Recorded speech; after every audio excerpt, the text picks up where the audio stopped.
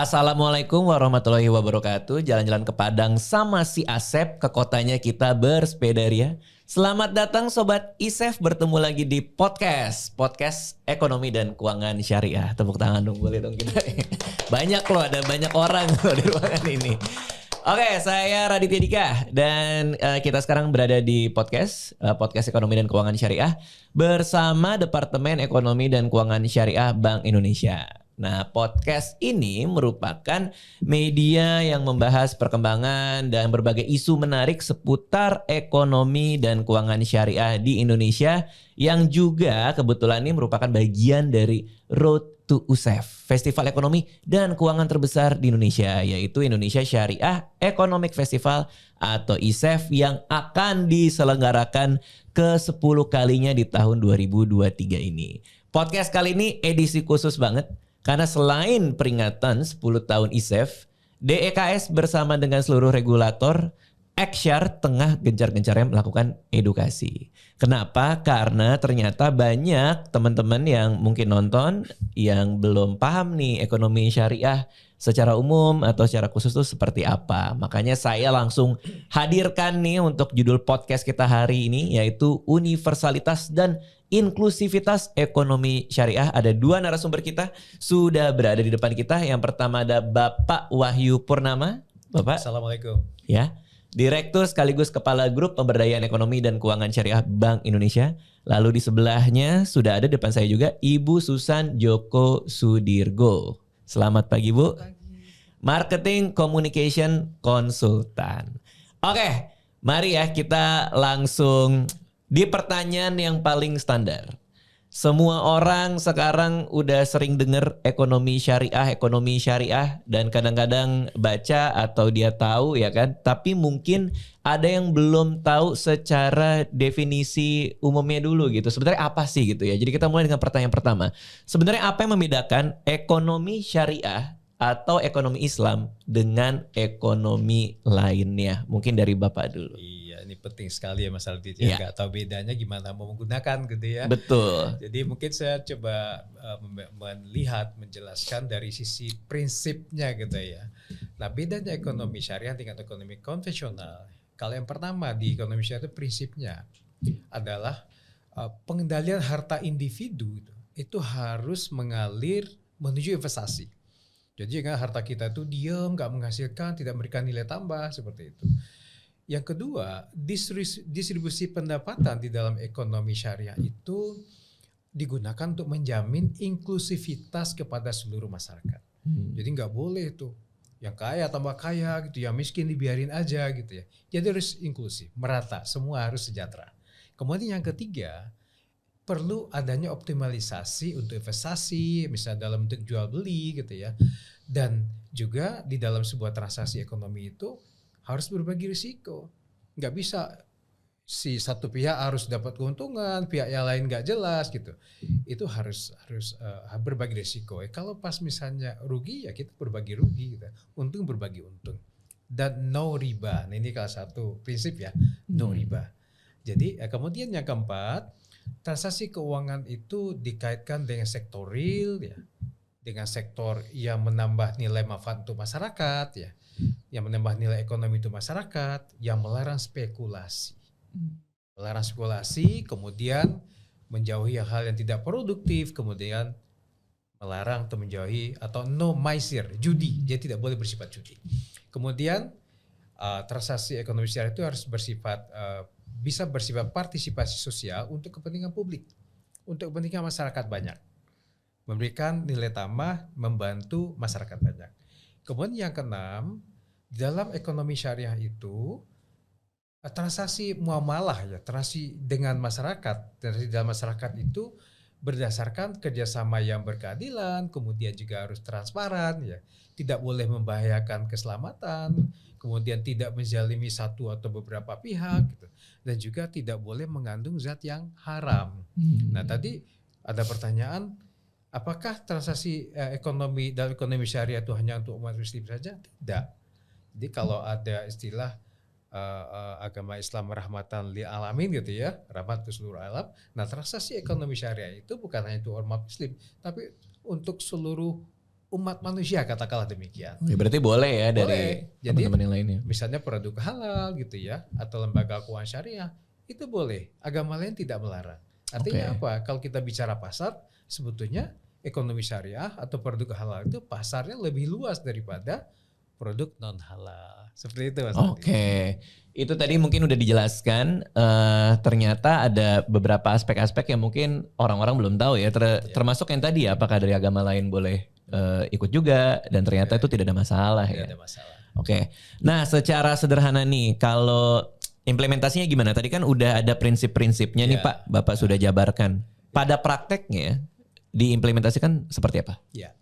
Nah, untuk prinsip yang pertama, pengendalian harta individu agar mengalir menuju investasi yang merupakan prinsip yang mendorong individu untuk menggunakan harta secara bijak, secara bertanggung jawab, produktif, dapat membantu orang banyak, meningkatkan kesejahteraan, bahkan nilai-nilai yang lebih luasnya adalah dapat mendorong pertumbuhan ekonomi secara keseluruhan. Oke. Nah, bisa contoh misalnya gitu ya.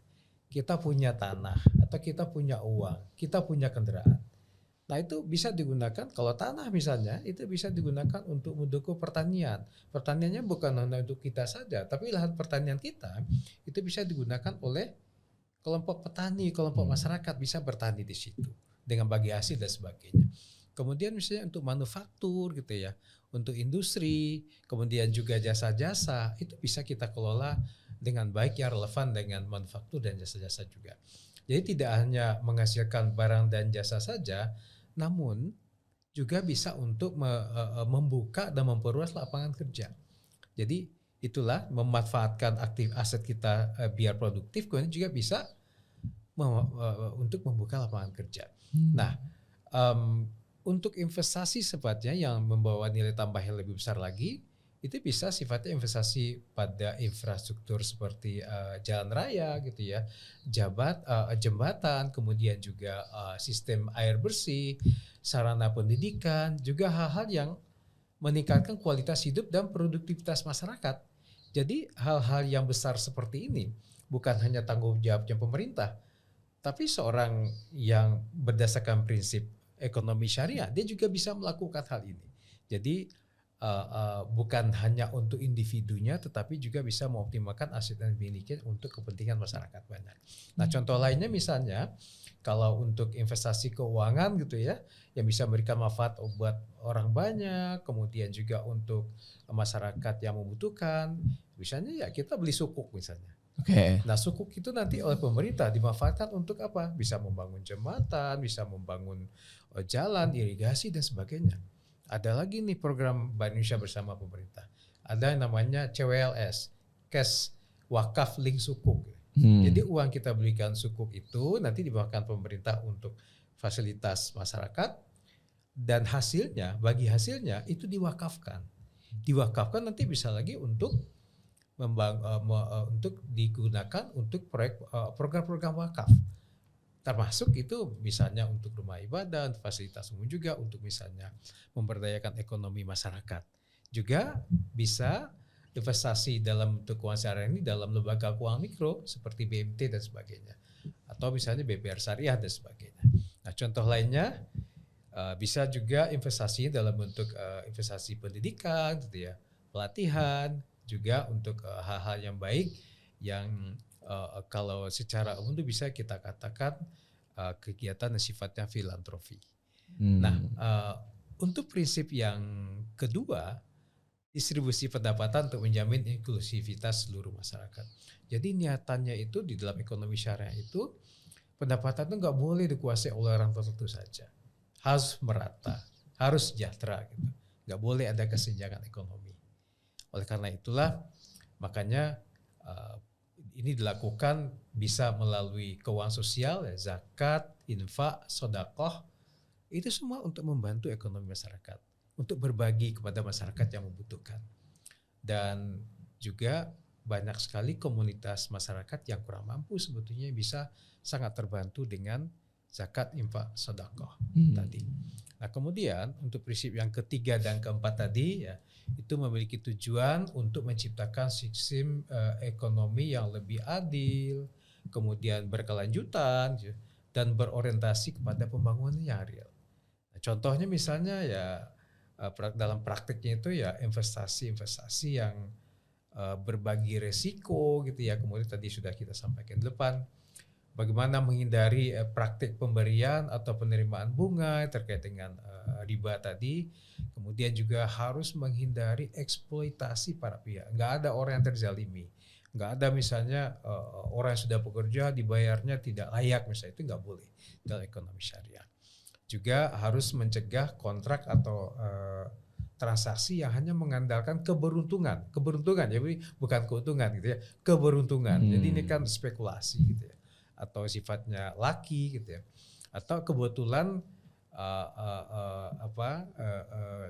tiba-tiba dengan keberuntungan itu jadi kaya, dapat banyak keuntungan yang tinggi gitu. Itu nggak boleh dalam ekonomi Islam. Kemudian juga prinsipnya harus mendorong pengindaran perjanjian yang memiliki unsur ketidakpastian atau ketidakjelasan yang berlebihan. Yeah. Nah, itu penjelasan dari prinsip-prinsip tadi. Intinya bahwa semua prinsip itu harus bertujuan untuk kemaslahatan umat orang banyak, seperti itu. Kalau teman-teman saya tuh lagi sering beli sukuk. Ya.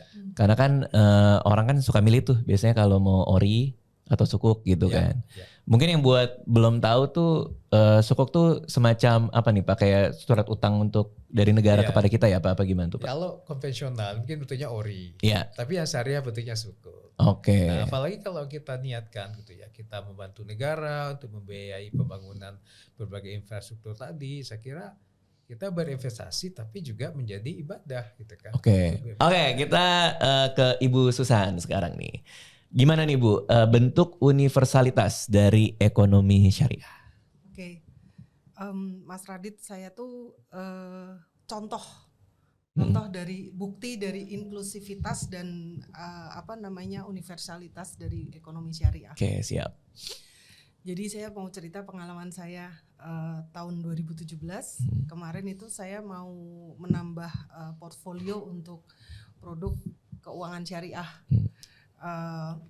Saya bertanya ke sana ke sini, tapi kok kayaknya penjelasannya tuh terlalu melebar kemana-mana, jadi saya nggak terlalu bisa masuk ke benak saya. Lalu suatu hari saya ketemu teman saya yang memberikan edukasi dengan sangat, nggak sampai 5 menit saya diedukasi. Pembicaraannya sangat praktikal gitu ya. Dia cuma bilang kalau kamu ngambil produk keuangan syariah ini, kamu tuh seperti sedang membantu kehidupan banyak orang. Maksudnya gimana? Nanti yang kamu setorkan itu, dana kebaikan itu akan menjadi dana kemaslahatan untuk orang banyak, yang tadi Pak Wahyu udah sempat ceritakan. Dalam bentuk apa? Saya masih belum paham. Akan jadi jalan tol, akan jadi stasiun rumah bersih dibangun untuk mereka yang rumahnya jauh dari air bersih. Kemudian akan diperbantukan dana itu untuk rumah sehat. Rumah sehat adalah rumah di mana siapapun yang sakit, tidak peduli agamanya apa, tidak peduli latar belakangnya apa, mereka boleh datang dan mereka diobati secara gratis. Buat saya penjelasan itu klik di kepala saya dan saya bilang, wah ini universal banget gitu ya, karena nggak ditanya-tanya gitu loh latar belakangnya apa. Kebetulan saya non muslim dan memang kita perlu yang namanya edukasi yang seperti itu Mas, menurut saya. Yang nggak berteori-teori tapi langsung mengena praktikal sehingga kena di hati. Iya. Jadi memang ya kalau tadi kan kita tahu prinsip-prinsipnya ya, tapi pada dasarnya ini adalah untuk kebaikan semua orang gitu. Jadi pada intinya ya kalau kita mau bantu orang banyak ya bisa ikut dengan prinsip-prinsip ekonomi syariah juga. Dan gitu. tidak perlu melihat kamu latar belakangnya apa, kamu etnisnya apa dan sebagainya. Jadi kita benar-benar tadi rahmatan lil alamin itu kan untuk seluruh semesta. Kalau kita bilang Betul. seluruh semesta kan nggak nanya kamu orang Cekoslovakia atau kamu orang Indonesia, Betul. atau kalau untuk orang Jawa, Jawa Barat saja, Jawa Tengah nggak boleh, Jawa Iya, Timur nggak boleh. iya, Jadi iya. benar-benar sangat universal, sangat Agamanya apa inklusif. nggak seperti itu Nggak gitu ya. ditanya. Betul. Berarti kalau kita ngelihat tadi dari jawaban Ibu Susan, berarti ekonomi syariah ini bisa diterapkan oleh semua pihak ya, siapapun itu Sangat ya. bisa, sangat bisa karena Oke. ekonomi syariah sesuatu yang praktikal. Kalau buat saya ya secara pribadi, brand ekonomi syariah itu attitude. Oh, sikap ya. Iya, jadi bukan karena ini bagus, ini dari filosofi Islam dan sebagainya, bukan, tapi karena spiritnya adalah untuk kebaikan untuk semua. Oke. Kebaikan kan tidak punya wajah, Betul. nggak diwakili oleh wajah siapapun gitu. Iya bener-bener. Kayak tetangga saya banyak yang bilang dia orangnya galak, serem. Padahal dia baik. Ya kan, bener nggak punya wajah itu. Iya kan? Kadang kan Kebaikan gitu untuk kan. semua. Tapi berarti cocok ya sama Indonesia ya, karena waktu itu kalau nggak salah ada survei Indonesia adalah negara yang paling suka berbagi itu. Betul, nomor satu. Nomor Benar. satu ya, tuh Betul. negara yang paling suka berbagi, baik hati gitu ya. Berarti prinsip-prinsip ekonomi syariah itu cocok banget sama negara kita sebenarnya. Sudah inherent di dalam gaya hidupnya orang Indonesia sih sebetulnya. Oke, siap. Nah kita tanya lebih jauh lagi nih, kaitan ekonomi syariah. Dari tadi kita ngomonginnya soal individu ya, kebaikan, apa kita bisa berbuat baik terhadap sesama, itu kan individual banget tuh gitu. Tapi pada prinsipnya, apa kaitan ekonomi syariah dengan ekonomi negara, Pak? Iya. Jadi kalau kita secara garis besar gitu ya, itu kaitannya mendorong pertumbuhan ekonomi negara. Kalau yang lebih mikro tadi bisa mensejahterakan masyarakat gitu ya, membantu perekonomian umat gitu ya. Yang lebih makro ini kita bisa bilang membantu mendorong pertumbuhan ekonomi negara.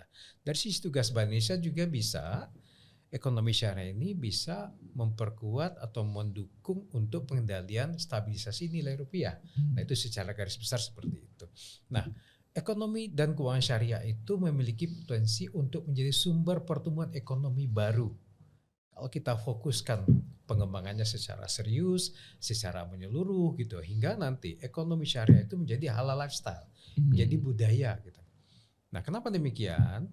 Misalnya sekarang kalau kita bicara potensi umat Islamnya 86% gitu ya, itu berarti potensi ekonomi syariahnya besar sekali. Potensi pasarnya, tadi kita katakan ekonomi syariah itu untuk semua umat, semua negara tanpa melihat agama apapun. Artinya apa? Pasarnya sangat terbuka. Pasar ekonomi produk halal misalnya atau produk keuangan syariah bukan hanya untuk negara-negara Timur Tengah, negara Islam, tidak. Tetapi sekarang negara-negara di Eropa, ya Amerika itu sangat juga menyukai produk syariah. Bahkan sekarang negara-negara produsen gitu ya, baik produk halal maupun keuangan syariah itu seperti Inggris, Korea, Jepang, Australia, mereka juga menjadi negara produsen produk dan jasa halal. Bahkan pengembangannya luar biasa gitu. Nah, oleh karena itu di Indonesia misalnya, kalau misalnya upaya sertifikasi halal semakin masif, ya, produk-produk Indonesia semua bersertifikasi halal, artinya peluang untuk ekspor itu juga semakin terbuka. Karena negara Timur Tengah ya wajib ada sertifikasi halal. Negara-negara Eropa, Amerika juga sekarang menginginkan ada sertifikasi halal. Karena udah pasti terjamin kebersihannya, keamanannya gitu. Nah, oleh karena itulah dengan meningkatnya ekspor produk halal kita, jasa halal juga itu apakah dia kuliner, fashion, obat-obatan, apalagi produk yang lain-lainnya, itu artinya apa? Bisa membangkitkan UMKM kita gitu ya, meningkatkan ekspor kita. Dari sisi pertumbuhan ekonomi pasti dia mendukung. Dengan meningkatnya ekspor kita, kemudian juga kita nanti bisa memproduksi barang-barang substitusi impor ya. Barang-barang pendukung produksi produk halal itu masih banyak yang kita impor. Kalau kita bisa memproduksi itu, mengurangi impor, meningkatkan ekspor, artinya apa? Kita membantu memperkuat nilai rupiah kita, membantu memperbaiki current account deficit kita. ekonomi kita, inflasi kita, juga nilai rupiah kita akan semakin stabil. Jadi seperti itu, jadi meningkatkan ekonomi masyarakat, mensejahterakan masyarakat, membantu masyarakat yang susah, ya, mendorong pertumbuhan ekonomi, termasuk juga pariwisatanya. Ada sekarang pariwisata ramah muslim gitu ya. Nah, oleh karena itu sekarang Indonesia yang berada secara global itu berada di peringkat keempat dunia setelah Malaysia, Arab Saudi, UAE, kita nomor 4. Tetapi di produk di kuliner kita sudah ranking 2, fashion ranking 3. Nah, artinya dengan keseriusan kita tadi meningkatkan literasi gitu ya, meningkatkan produk halal, insya Allah kita di 2024-2025 sudah menjadi, ya mudah-mudahan sudah menjadi yang terdepan di dalam ekonomi keuangan syariah ini. Oleh karena itulah makanya segala pihak yang terkait perlu bersinergi dan berkolaborasi untuk upaya ini agar cita-cita mulia ini bisa segera kita capai gitu. 2024 Indonesia menjadi pusat industri halal dunia. Nah itu apa yang disampaikan oleh Bapak Wapres kita. Oke. Tapi emang yang menarik ya, kayak saya punya temen nih, dia kemarin habis ke Jepang. Ternyata ada aplikasi halalnya gitu. Ya. Jadi kayak misalnya dia mau makan apa segala macam, restoran, di aplikasi itu ada. Berarti kan demand sudah diarahkan ya. Iya, demand produk-produk halal di luar negeri pun itu kan juga tinggi ya. Saya baru ngeh sih sebenarnya. Dan dari sisi produknya, mereka juga jadi produsen produk halal juga sudah menyediakan, dan secara digital sudah tersedia informasi itu gitu ya, kita mudah. Oke. Iya. Soalnya kemarin saya ke London nggak sempet download aplikasi yang di sana, siapa tahu juga ada di situ ya. Nah kalau itu saya mau pamer doang Pak gitu. Masukin dikit. tapi di luar itu ya, di luar bercanda tadi ya. Berarti memang pun juga di Eropa demand-nya juga tinggi ya. Kalau kita ngebayangnya kayak Eropa kan bule-bule semua gitu. Ternyata demand terhadap produk halal semakin juga berkembang ya. Orang semakin banyak tahu. Oke. Jadi kalau misalnya dari sisi produk misalnya kan udah pasti aman, higienis gitu ya. Kemudian juga dari sisi syariahnya ya lebih yakini bahwa ini baik gitu. Oke. Ya balik ke prinsip-prinsip tadi ya. Oke. Siap. Oke, kita lanjut ke pertanyaan berikutnya. Kalau strategi Bank Indonesia sendiri nih Pak dalam membumikan universalitas ekonomi syariah itu seperti apa? Jadi peran Bank Indonesia itu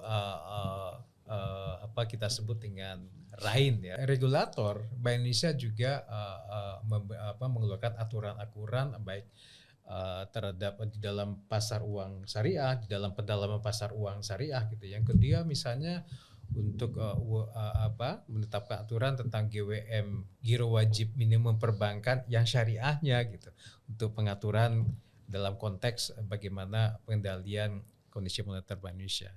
Nah, sebagai akselerator misalnya ini banyak sekali yang dilakukan oleh Bank Indonesia. Misalnya apa? Bank Indonesia juga ikut mempercepat sertifikasi halal. Ya, seluruh kantor perwakilan Bank Indonesia di daerah itu punya target untuk mensertifikasi halalkan UMKM binaannya. Ada 46 kantor perwakilan Bank Indonesia, termasuk DEX, Departemen Ekonomi Keuangan Syariah itu juga punya kegiatan itu. Kemudian misalnya peran yang lain, bagaimana kita sekarang punya program bersama pemerintah untuk mensertifikasi halalkan rumah potong hewan, rumah potong ayam gitu. Nah, Bank Indonesia juga mendukung untuk percepatan dari proses sertifikasi halal. Sekarang ada aplikasi namanya Si Halal di BPJPH. Nah, kini kita bersama-sama bagaimana mengembangkan kualitas size dari Si Halal itu supaya nanti proses sertifikasi halal itu bisa semakin cepat. Jadi digitalnya semakin maju gitu ya. Nanti akan menuju kepada penggunaan teknologi blockchain, sehingga nanti seberapa banyak pun orang atau UMKM yang ingin mengajukan sertifikasi halal, nggak ada macet-macet, lancar terus gitu di dalam digitalisasi. Banyak hal lain sebetulnya yang dilakukan Indonesia dalam Bank Indonesia juga bersama pemerintah daerah mengakselerasi, menginisiasi, membentuk KDKS di daerah, Komite Daerah Ekonomi Keuangan Syariah di daerah. Banyak sekali Bank Indonesia juga punya program pengembangan ekonomi pesantren gitu ya. Kemudian juga ada program IKRA, industri kreatif syariah gitu. Ada Intomotion Fest. Intomotion Fest itu mengembangkan fashion melalui pengembangan produknya, kemudian juga melahirkan desainer-desainer baru yang berkualitas yang siap untuk go internasional. Dan Intomotion Fest ini sudah go internasional. Kita sudah tampil di mana-mana gitu ya, di Korea, di Jepang, di Dubai dan sebagainya. Banyak sekali kalau saya sebutkan semua. Nah tadi kemudian terakhir sebagai inisiator tadi itu banyak hal sebetulnya, termasuk juga Bank Indonesia melakukan kampanye dalam bentuk festival ekonomi syariah gitu ya di wilayah Sumatera, di wilayah Jawa, kemudian juga di wilayah kawasan Indonesia Timur. Secara internasional, Bank Indonesia juga mengadakan International Indonesia Syariah Economic Festival. Ini festival ekonomi syariah internasional yang dihadiri oleh banyak negara di Indonesia, melibatkan tentunya banyak pemangku kepentingan juga bersama dengan misalnya KNKS, Kemenak gitu ya, kemudian juga MUI dan sebagainya. Karena sekali lagi semangat untuk mengembangkan ekonomi syariah ini harus dilakukan secara bersinergi dan berkolaborasi. Nah, literasi yang dilakukan oleh Bank Indonesia itu juga berbagai macam ya. Ada menghasilkan buku-buku edukasi ekonomi keuangan syariah untuk SD, SMP, bahkan perguruan tinggi ya. Bank Indonesia juga mengadakan lomba-lomba kompetisi ekonomi syariah nasional untuk level SMA se-Indonesia. Jadi banyak sekali berbagai talk show gitu ya. Kita juga bikin video-video singkat, kemudian juga melalui medsos itu kita sebarkan secara merata di seluruh Indonesia melalui kantor-kantor perwakilan Bank Indonesia. Gitu Mas Radit. Iya. Jadi kalau saya ngelihat ada banyak inovasi-inovasi juga yang dilakukan Bank Indonesia ya di dalam strateginya juga ya. Termasuk tadi memakai blockchain itu menarik banget ya. Itu kan termasuk teknologi baru gitu. Betul. Dan karena ini Mas Radit, ke depan harapan kita itu nanti proses digitalisasi itu bisa digunakan untuk halal traceability. Jadi kita bisa mentrasir kehalalannya lah. Misalnya kita ada nugget gitu ya. Itu bisa ditrasir kehalalannya sampai ke ekosistem mulai dari bahan bakunya, produksinya gitu. Itu bisa ditrasir. Itu sangat memang butuh waktu yang cukup panjang untuk kita sampai ke level itu nantinya. Kalau dari masyarakatnya sendiri antusiasmenya gimana Pak setelah semua strategi dan program Bank Indonesia ini? Nah, itulah antusiasme tentu semakin meningkat. Kenapa? Karena masyarakat semakin tahu. Tadi kan misalnya apa sih bedanya konvensional dengan syariah gitu kan? Apa sih manfaatnya kalau kita mengembangkan ekonomi keuangan syariah? Semakin masyarakat tahu, pasti antusiasmenya akan semakin besar. Apalagi nanti 2024 semua produk makanan di Indonesia harus sudah bersertifikasi halal. Makanya antusiasme akan semakin tinggi gitu ya. Dan apalagi kalau masyarakat tahu bahwa ini bukan hanya untuk UMKM masyarakat, tetapi untuk bangsa. Ini menjadi sumber pertumbuhan ekonomi baru yang kita harapkan bisa mendorong pertumbuhan ekonomi Indonesia akan lebih baik gitu ya. Mendukung juga bagaimana stabilisasi nilai rupiah kita akan juga semakin lebih baik. Pokoknya yang baik-baik semua lah baik-baik semua. Didapat dari situ ya. Kita udah terbiasa dengan kegiatan ekonomi dan keuangan. Namun belum cukup paham dengan ekonomi dan keuangan syariah nih. Mungkin yang nonton dari tadi masih kayak gue udah dapat nih dikit-dikit nih. Tapi masih belum komplit juga. Nah kalau menurut narasumber berdua ini, apa tips untuk menyikapi agar kita itu sama-sama mudah paham tentang ekonomi syariah dari Ibu Susan dulu? Brand ekonomi syariah ini perlu didorong untuk banyak terlihat dan terlibat. Setelah terlihat harus terlibat.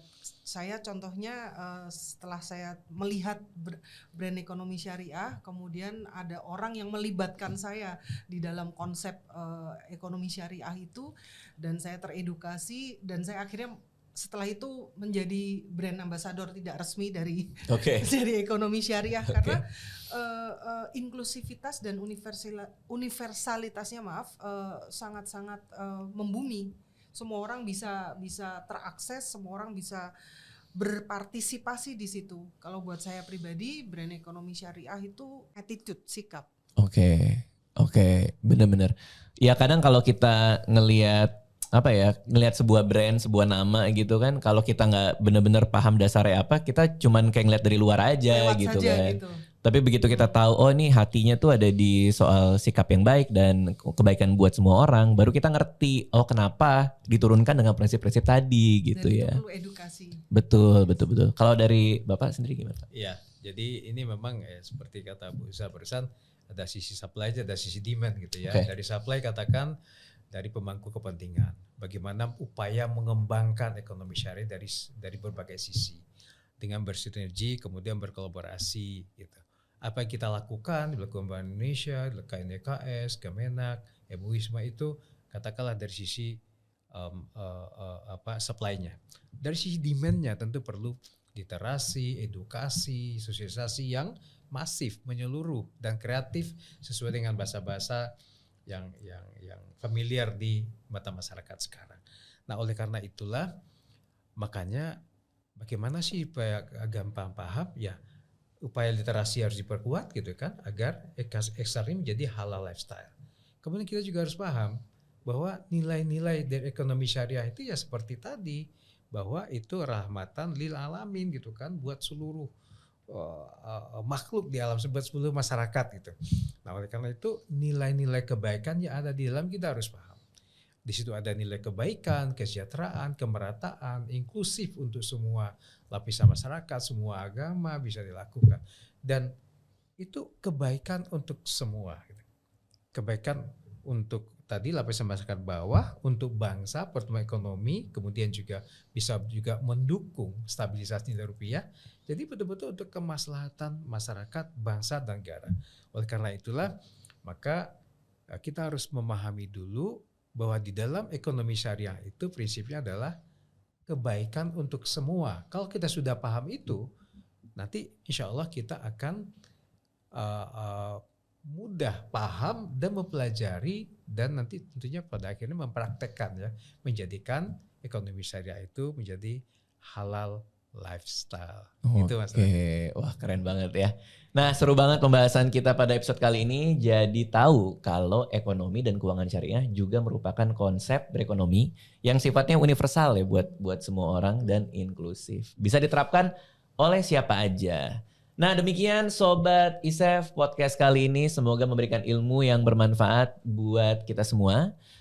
Bersama Bank Indonesia mendorong pengembangan ekonomi dan keuangan syariah Indonesia yang membawa kebaikan untuk semua. Terakhir jangan lupa juga untuk follow media sosial ISEF di bawah ini. Untuk mendapatkan informasi terupdate tentang ekonomi dan keuangan syariah. Sampai jumpa dan salam ISEF 2023. Wassalamualaikum warahmatullahi wabarakatuh. Waalaikumsalam warahmatullahi wabarakatuh.